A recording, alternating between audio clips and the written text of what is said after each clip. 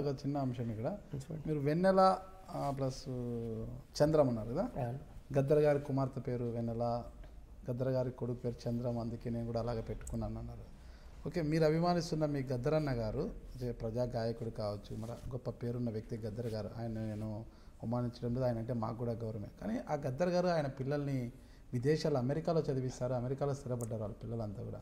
భవిష్యత్తులో మీ పిల్లల్ని కూడా అమెరికాలో చదివించాలి, అమెరికాలో స్థిరపడేలా చేయాలనే ఆలోచన ఉందా మీ గద్దర్ గారి యొక్క స్ఫూర్తితో?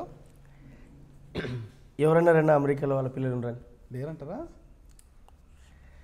ఇప్పుడు అదే నేను ఇంతకుముందు మీరు చెప్పిన విషయం కూడా నేను అదే క్లారిటీ చెప్తున్నాను.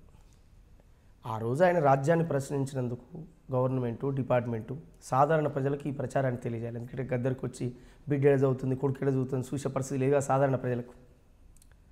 ఆ పరిస్థితిలో తన మీద ఒక రాయేయాలనేటువంటి ఒక కాన్సెప్ట్తో వందేస్తారు. ఇలా నేను కూడా పోతే రేవంత్ రెడ్డికి ఉన్నాడంటారు. జరిగిందా? నాకు తెలుసు, తనకు తెలుసు ఆ విషయం ఏంది ఏం కథ అని, లేదా ఇంకా మిగతా ఉద్యమకారులకు తెలుసు. ఇది మన గద్దరన్నకు సంబంధించినటువంటి పిల్లలు ఇద్దరు హైదరాబాద్లోనే ఉన్నారు. చనిపోయిన కొడుకు ఎంబీబీఎస్ చదివిండు హైదరాబాద్లోనే, తను చనిపోయాడు. సూర్యం అనేటువంటి తన కొడుకు ఉన్నాడు, వెన్నెల, వాళ్ళు ఇక్కడే హైదరాబాద్లోనే ఉన్నారు. అమెరికా అనేటువంటి పరిస్థితి అది శుద్ధ తప్పు. రేపు నా పిల్లలు కూడా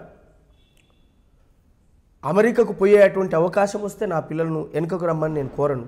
నా ఆనాడు గద్దరన్నకు ఉన్నటువంటి కాన్సెప్ట్ తుపాకులు పట్టమనే కాన్సెప్టు, నేను ఈనాడు ఏపూరు సమనుకున్న కాన్సెప్టు ఓటనే జ్ఞానం, ఓటే ఆయుధం జ్ఞానం, ఇది నేర్చుకోండి అని చెప్పేది. కనుక నేను ఖచ్చితంగా నేను చెప్పే ఏరోప్లేన్ నడపాలని చెప్పాను, నేను గాలిలో ఎగరాలని చెప్పాను కదా నా పిల్లలకు. మరి నేను కుసి కట్టుకుని ఉండమని చెప్పట్లేను, గ్రామీణ ప్రాంతాల్లో జావండి అని చెప్పట్లేను.